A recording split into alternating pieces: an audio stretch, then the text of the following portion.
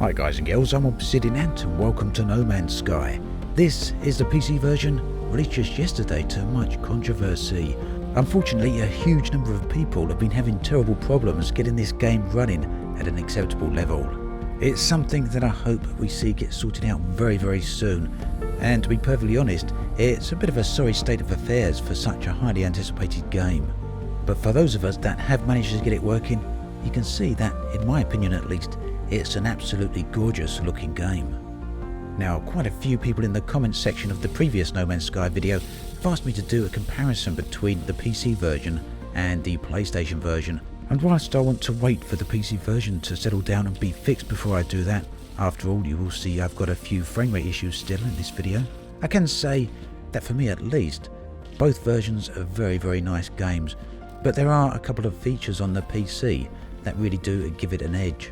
And we'll get into those a little bit further into the video. Right here, you can see I discovered a drop pod. Now, again, in the previous video, I was actually talking about inventory management, and inventory management really is a large part of this game, and very early on it can be a little bit of a struggle, but if you come across these drop pods, these give you an expansion on your exosuit, giving you an extra slot, as you can see I did there. Now, the first one is free, the next one is 10,000 units, the third one, 20,000 units, and it goes up in 10,000 unit increments from there on. So it can get fairly expensive quite quickly. Now, how often you come across these drop pods will depend upon the planet you're on. On this starting planet, I come across 3 or 4 of them in rapid succession. On my PlayStation save, I didn't come across any drop pods until much later on. These devices here give you knowledge of the aliens' languages, the various aliens in the game. There's a number of different factions, and basically you need to learn the language in order to communicate effectively with them. These are dotted at random around the landscape, and when you go over and interact with them, it will actually teach you one word. So over time, you can build up a vocabulary, or at least a dictionary, of alien words. And you can see here, this is the Viking word for visual. Quite a nice little system actually. I think, for me, it gives you one more reason to look around and search these planets. And talking of searching around these planets, and gameplay in general, what do I actually think of gameplay? What do I think of No Man's Sky? Well, from my first video, I think you'll get the impression that I've got quite a positive outlook on this game, and that hasn't changed. But the game has been very divisive among the community, and I think that's probably for quite good reason. It depends how you approach the games, it depends on what you're looking for.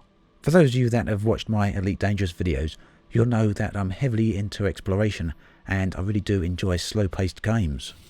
So if you're coming at the game from that angle, I think it's highly likely that you're going to actually enjoy it. And of course, resource gathering, crafting and inventory management are a heavy focus of this game. So if you're not too keen on that sort of thing, then that might be a bit of a problem for you. But so far, I've found that the way you gather resources really does encourage you to explore the various planets. And if you've got an eye for scenery and vistas, then there really are a whole ton of very nice places to discover.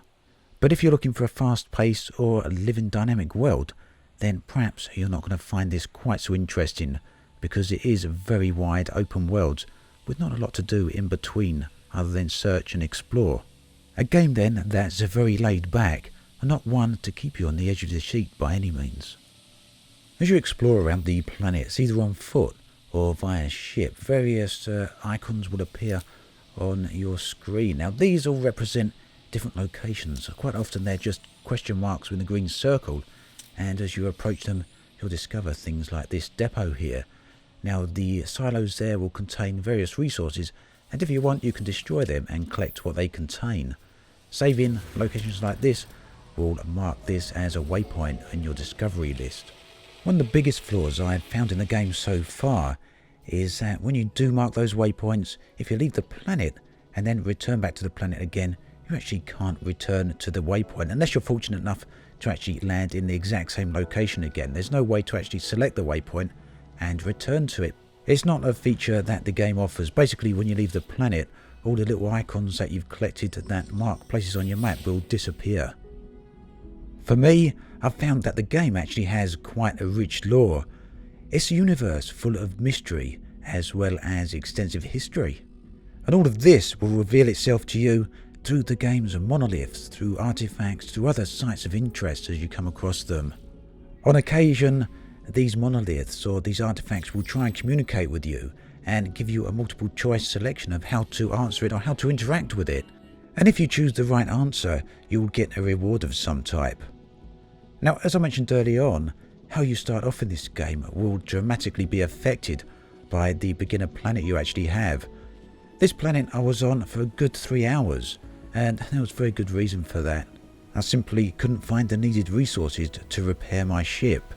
But that was actually okay because there were so many different locations to uncover and visit here that it more than made up for it with other upgrades and resources I collected. It's actually very possible to start out on a world that is extremely hostile towards you, and this of course could cause quite significant problems in terms of your initial progression and might quite easily give you a bad first impression of the game.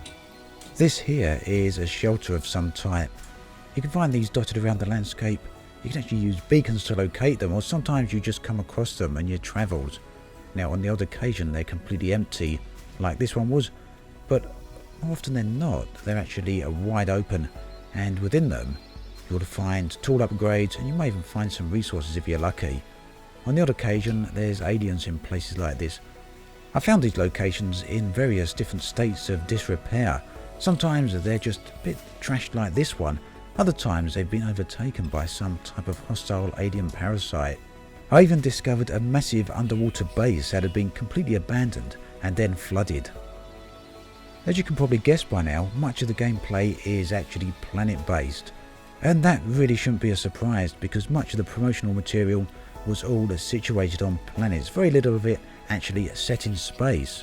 That's not to say space doesn't play a big part within the game, but it's something that you probably won't get heavily invested in until quite a bit later in the game.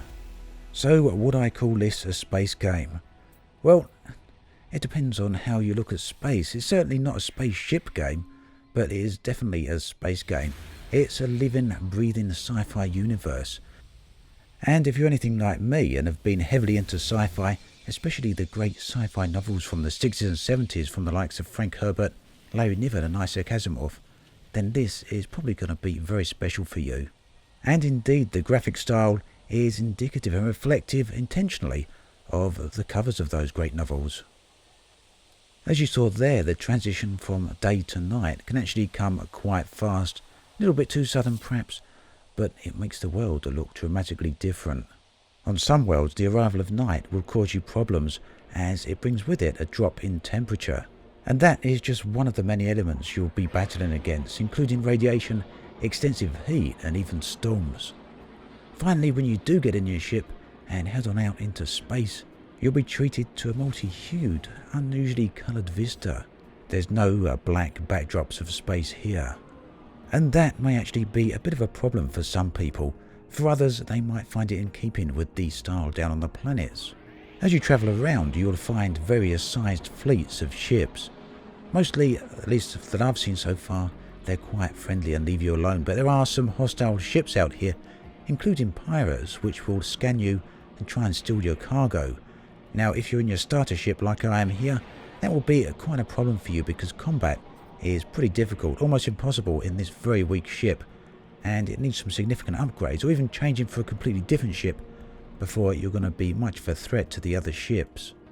Some of the larger ships like this one actually carry cargo themselves, and you can destroy that cargo or the cargo container and steal what it contains, but with that you're going to risk a little bit of retribution of varying sorts. I did notice one graphical glitch here.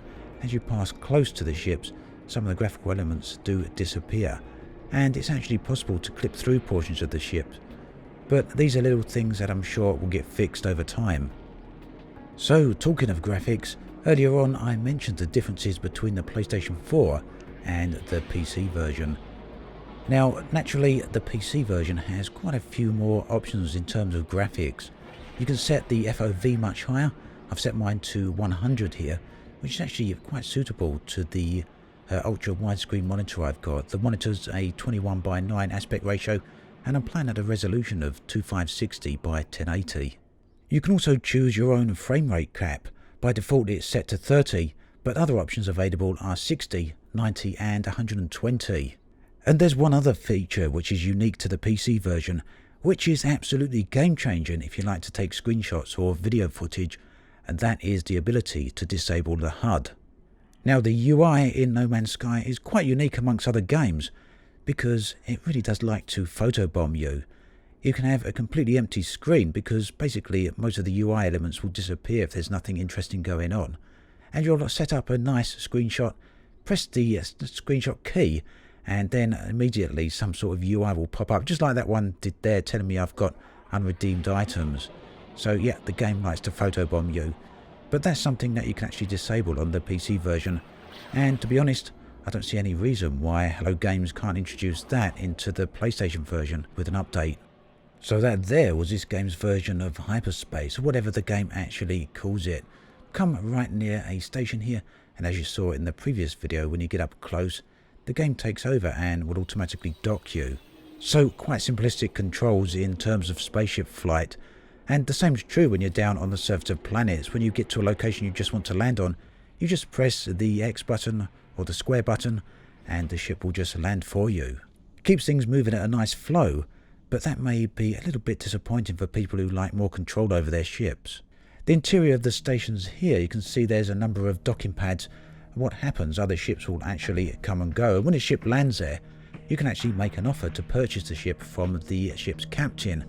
The ship will vary in price depending on its features, but if you've got enough money, you can actually buy it. Just make sure you transfer your cargo over before you make the purchase.